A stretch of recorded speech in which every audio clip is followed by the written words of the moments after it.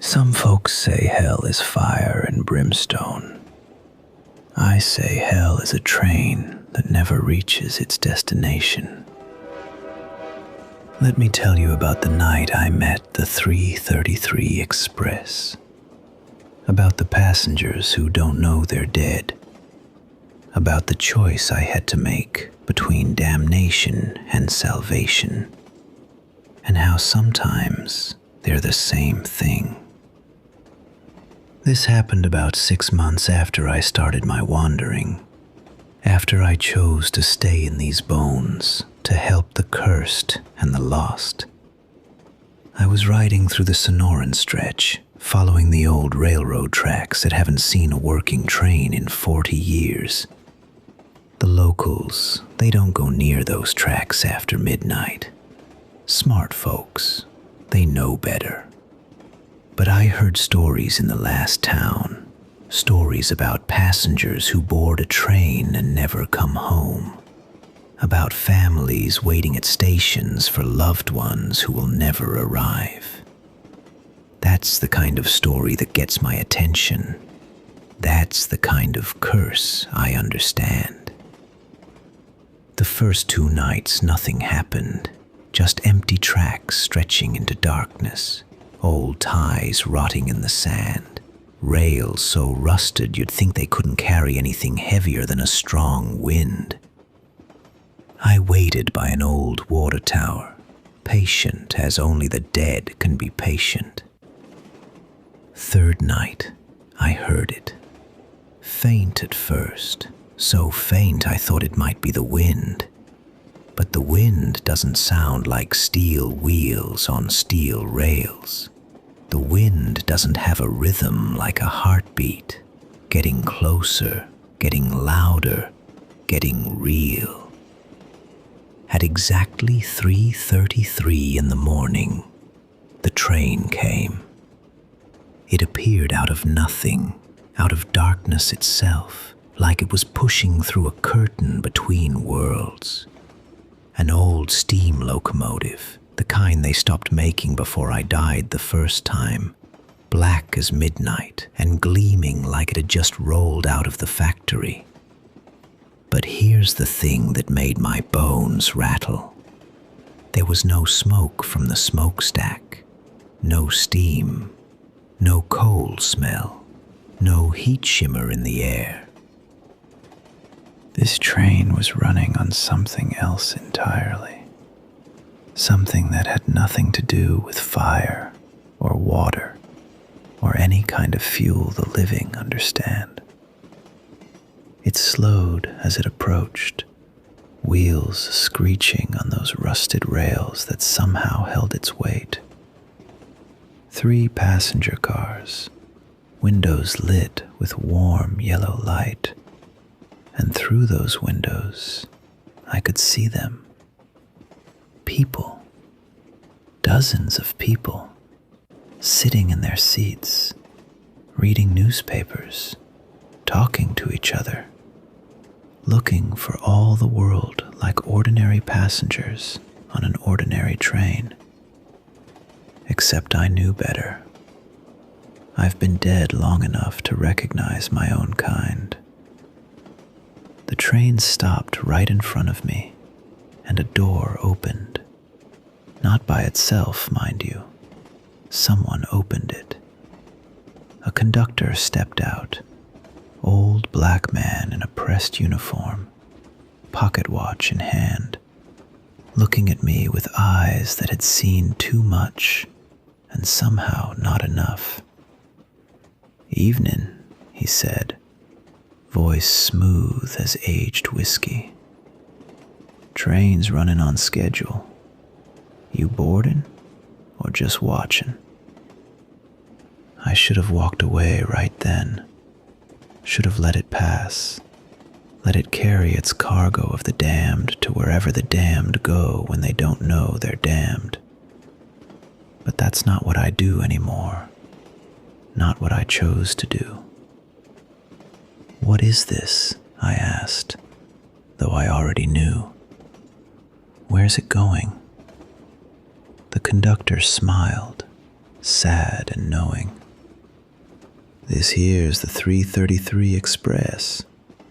Been running this route for, 70 years now, give or take. As for where it's going, he looked down the tracks into that darkness the train had come from. Nowhere good, friend. Nowhere good at all. And the passengers? Most of them don't know they're on it. Most of them think they're heading home, heading to visit family, heading to start new lives in new cities. They bought tickets, boarded at stations that don't exist anymore, and they've been riding ever since. He checked his pocket watch, though I noticed the hands weren't moving. Some of them are starting to suspect, though. Starting to notice that the journey's taking too long, that the scenery outside never changes, that they're getting hungry, but there's no dining car, getting tired, but can't seem to sleep. Those ones, they're the dangerous ones, the ones who are waking up to what they are. I looked past him into the train car. An old woman knitting in the front row. A young couple holding hands. A businessman with his briefcase. A little boy pressing his face against the window, watching me with wide eyes. That little boy, he waved at me. Just a small wave, innocent, hopeful, and something in my hollow chest ached. What happens when they figure it out? I asked. When they realize they're dead. The conductor's face went darker. That's when the train takes them. Really takes them. Right now, they're in limbo, suspended between acceptance and denial. But once they know, once they truly understand, the train delivers them to their final destination. And friend, you don't want to know what that destination looks like. Can they get off? He laughed, but there was no humor in it. There's always a price. There's always a choice. But most folks, by the time they understand they have a choice to make, they're too far gone to make the right one. The train whistle blew, long and mournful, a sound that seemed to come from somewhere deeper than the locomotive, somewhere older. Last call, the conductor said. You boarding or not? Dead man like you, you'd fit right in. Might even find some peace, riding forever, never having to face what comes after. And here's where it gets strange, friend. Here's where I almost made a terrible mistake.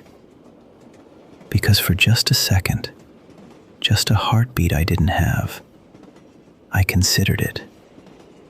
Considered stepping onto that train, finding a seat, letting it carry me away from choices and consequences and the hard work of redemption. The train was offering me an escape, a way to stop wandering, stop fighting, stop trying to be better than the monster I used to be. It would be so easy, so peaceful, so final. The little boy was still watching me through the window, still waving, and I wondered if he knew, if somewhere deep down he understood he was dead, understood he was trapped, and was begging me with that small wave to help him. That's what made up my mind. I'm not boarding, I told the conductor, but I need to talk to your passengers. I need to warn them. The conductor's expression changed. Not angry exactly, but resigned. Like he'd heard this before. Like he knew how this would go. Can't let you do that, friend. Rules are rules. The passengers ride until they figure it out themselves, or until the train decides they've ridden long enough. Outside interference isn't permitted. Permitted by who? By whatever it is that runs this railroad. And trust me, you don't want to meet the management. The train whistle blew again, more insistent this time. The conductor stepped back onto the stairs. We're leaving now. You can board or step back, but either way, this train is pulling out.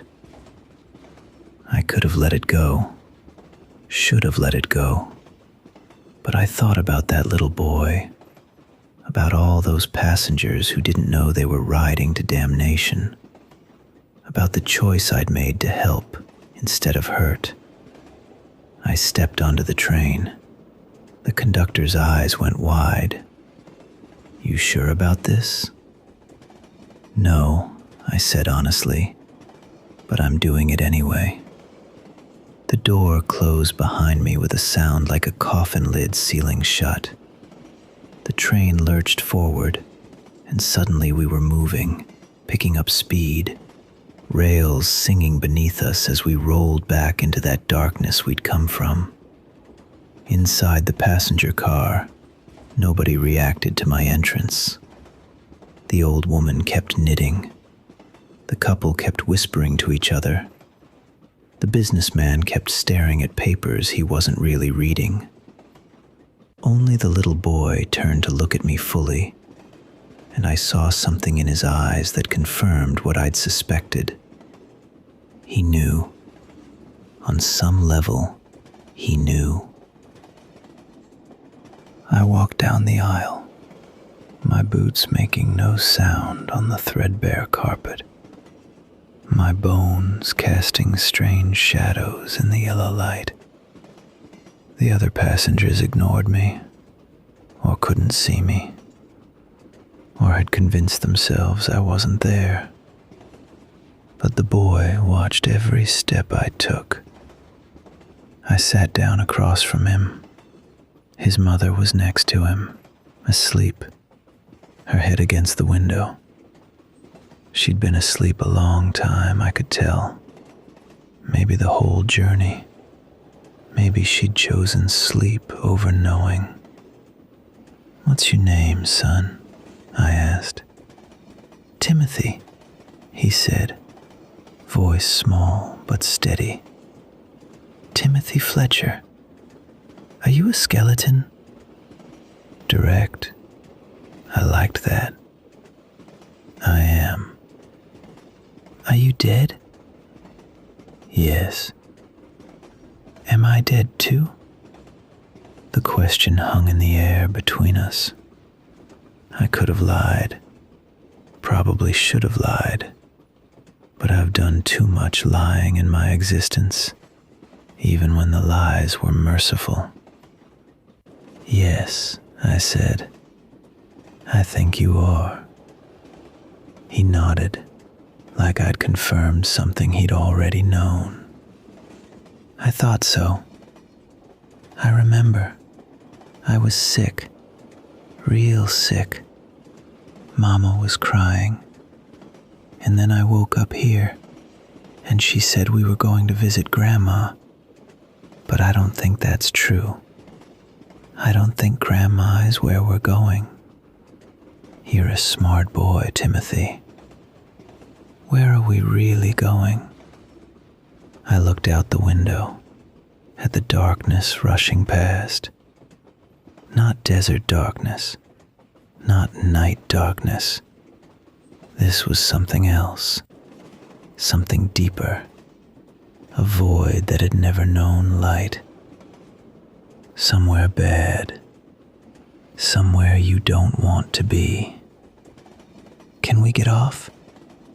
I don't know, I admitted, but I'm going to try to find out.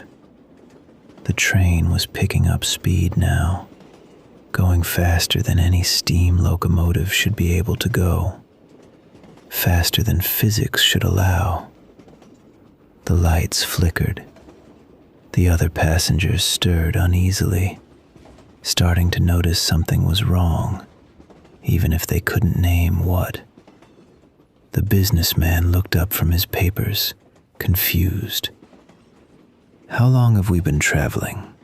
I can't remember boarding. The old woman stopped knitting, staring at her hands like they belonged to someone else. My daughter. She was supposed to meet me at the station. That was... how long ago was that?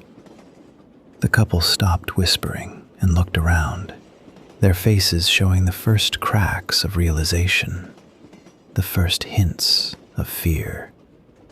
They were waking up, all of them. And according to the conductor, that meant the train would take them, really take them, to whatever final destination waited at the end of this line. I stood up, my bones creaking. "Listen to me," I called out, loud enough to cut through their confusion. "All of you, listen. You're on a train to nowhere. You're dead, and this train is carrying you to judgment, to damnation, to whatever hell it is you earned in life. But you don't have to accept it. You have a choice." The train shuddered. The lights flickered again, longer this time. And somewhere ahead, I heard something. A sound like metal tearing, like reality ripping, like a door opening that should have stayed closed forever. The conductor appeared at the front of the car, no longer calm, no longer collected. "What have you done?" he demanded. "You've woken them up. You've broken the rules." "Good," I said. "Rules that trap souls deserve to be broken." The train was screaming now, metal on metal, a sound that wasn't mechanical, but alive, angry, hungry. The darkness outside the windows was pressing closer, seeping through the glass like smoke, reaching for the passengers who were now standing, panicking, finally understanding what they were. "There's no getting off a moving train," the conductor shouted over the noise. "You've killed them. You've damned them." "Maybe," I said, moving toward the emergency exit at the rear of the car. "Or maybe I've given them a chance. That's more than this train was offering." Timothy grabbed my skeletal hand with his small, solid one. Strange how he could touch me when the others couldn't. Maybe because he'd accepted what he was. Maybe because he'd chosen to see me as I really was. "I'm scared," he said. "Me too, son." "Me too." The emergency exit was locked, but locks don't mean much to someone with no flesh to bruise or break. I kicked it open, and wind rushed in, not desert wind, but something colder, something that smelled like the space between stars, like the bottom of graves, like every goodbye ever spoken. Outside, instead of desert, there was nothing.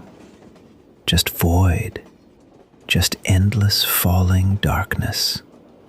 The train was suspended over an abyss, tracks extending from nothing to nothing, held up by will alone, by the curse that kept it running.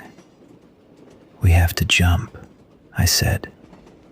The businessman backed away. "That's crazy. That's suicide." "You're already dead," I pointed out. "What have you got to lose?" The old woman looked at me with clear eyes, finally, fully awake. Will it hurt? I don't know, I said honestly. But staying on this train will hurt worse. Trust me. The train lurched violently. The darkness outside was bleeding in faster now, tendrils of it reaching for the passengers. The conductor was shouting something, but his words were getting lost in the noise, in the screaming of metal and magic and something older than both. One of the tendrils touched the businessman. He screamed, and where the darkness touched him, he began to come apart. Not into dust like I had when I was freed, but into something worse. Into nothing. Into less than nothing. Now, I shouted. Everyone, now! I didn't wait to see if they followed. I grabbed Timothy and jumped. We fell through darkness. For how long, I couldn't say. Time doesn't work right in the spaces between. Could have been seconds. Could have been centuries. All I know is I held on to that boy, and I thought about every choice I'd made since breaking free of my first curse, every person I'd tried to help, every kindness I'd managed with these skeletal hands. And I thought about Thomas Garrett, about how he'd thanked me while I held him in a death grip, about how that gratitude had broken chains I'd worn for 100 years. Maybe that's what did it. Maybe that memory was strong enough, real enough, solid enough to catch us. We hit something. Not ground exactly, but something that stopped our fall. Sand. Desert sand. Real, normal, beautiful desert sand under a real, normal, beautiful night sky full of stars. I sat up, checking myself. Still bones, still cursed in my own way, but whole, here, real. Timothy sat up next to me, and I saw him clearly for the first time. Not a ghost, not a spirit, but something in between. Solid enough to touch, real enough to feel, but not quite alive, not quite dead. Suspended, like he'd been on the train, but free now, free to choose. Where are we? He asked.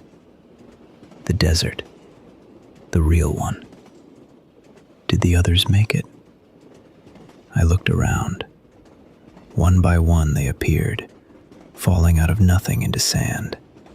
The old woman, the couple, even the businessman, though part of him had been taken by that darkness. They landed hard but safe, more or less. Not all of them made it. I could feel the absence of the ones who didn't jump, who stayed on the train, who were carried to whatever destination waited at the end of that line. Maybe a dozen souls I couldn't save. But I saved these few. And maybe that was enough. Timothy's mother appeared last, falling into the sand next to him. She woke slowly, confused, then saw her son and pulled him into her arms, crying, not understanding, but not needing to understand. The old woman stood on shaky legs and looked at me. What happens now? We're dead, but we're here. What does that mean? It means you have time, I said. Time to make peace. Time to say goodbye. Time to choose where you go next, instead of having it chosen for you. The train was taking you to judgment without giving you a chance to judge yourselves. How long do we have? I don't know. Days, maybe. Weeks, if you're lucky. Long enough, hopefully. She nodded, accepting this. Thank you. I don't know what you are or why you helped us, but thank you. I heard a sound then, faint and far away, a train whistle, angry and mournful at once. The 3:33 Express, still running its route, still hunting for passengers, still carrying its cargo to damnation. But not these passengers, not tonight. The conductor appeared one last time, stepping out of shadows that shouldn't have been there, his uniform torn now, his face showing cracks. You've made an enemy tonight, Bone Man. The railroad doesn't forget, doesn't forgive. You stopped one train, saved a handful of souls. There are 1,000 trains running 1,000 routes, carrying millions to their final destinations. You can't stop them all. Maybe not, I said. But I stopped this one, saved these few, and I'll do it again next time I hear those wheels on the tracks. Every single time. He shook his head sadly. You're buying yourself nothing but trouble. Wouldn't be the first time.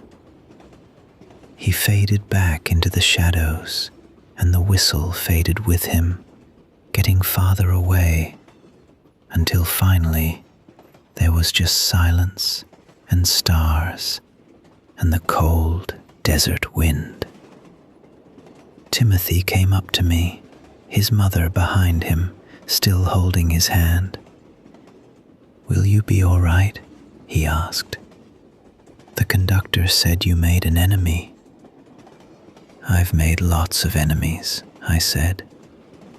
But I've made some friends too. And I've learned that the second kind matters more than the first. Will I see you again? Maybe. If you need help finishing your business, finding your peace, I'll be around. I'm always around. He hugged me then, this dead boy hugging a skeleton cowboy, and it was one of the strangest and most human moments I'd had since I died. His arms went right through my ribs, but somehow I felt it anyway. They left at dawn, the freed passengers, walking into the desert sunrise, heading for wherever they needed to go to make peace with their deaths. I watched them go, these saved souls, and I felt something I hadn't felt in longer than I could remember. Pride, purpose, the certainty that I'd made the right choice, even if it cost me. The train would come back. The conductor was right about that. There were other trains, other routes, other souls being carried to damnation without knowing it. The railroad was vast and old and patient. But so was I. And I'd learned something important that night. I'd learned that even the most powerful curses have rules. Even the most inevitable damnations have loopholes. Even trains that never stop can be derailed by someone willing to take the risk. And I learned that the dead can be saved if someone cares enough to try. I've heard the 3:33 Express 4 more times since that night. 3 of those times, I let it pass. The passengers weren't ready to be saved, weren't ready to know what they were. Waking them up would have done more harm than good. But the 4th time, there was a girl on board who reminded me of Sarah Garrett, and I boarded that train again and I freed her soul, and I jumped with her into the darkness, and we fell together into sand and starlight. The conductor was right. The railroad doesn't forgive. There are things hunting me now, things that serve whatever dark power runs those midnight trains. I can feel them sometimes, just behind me, just out of sight, waiting for me to make a mistake. But I'm not afraid, not anymore. Fear is for the living, and I'm long past that. All I have now is purpose, and these bones, and the memory of a little boy who waved at me from a train window and gave me a reason to be something more than a cautionary tale. Next time you hear a train whistle in the dead of night, in a place where no train should be running, think of Timothy Fletcher. Think of the old woman who got to say goodbye to her daughter one last time. Think of all the souls riding in darkness, waiting for someone to show them there's another choice. And if you're feeling brave, if you're feeling foolish, if you're feeling like maybe you could make a difference, step onto that train. Wake up the passengers. Break the rules. The railroad will hate you for it. The conductors will curse your name. The things in the darkness will hunt you. But the souls you save will thank you.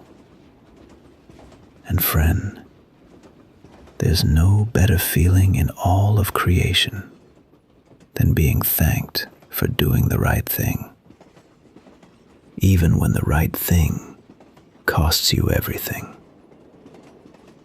I should know. I'm still paying for it. And I'd do it again in a heartbeat I don't have. So keep your ears open in the desert night. Listen for the 3:33 Express. And if you see a skeleton cowboy boarding a train that shouldn't exist, don't be surprised. That's just me, doing what I chose to do. Saving souls, one train ride at a time. Sweet dreams, friend. And may you never have to ride the railroad to nowhere. But if you do, don't worry. I'll be there.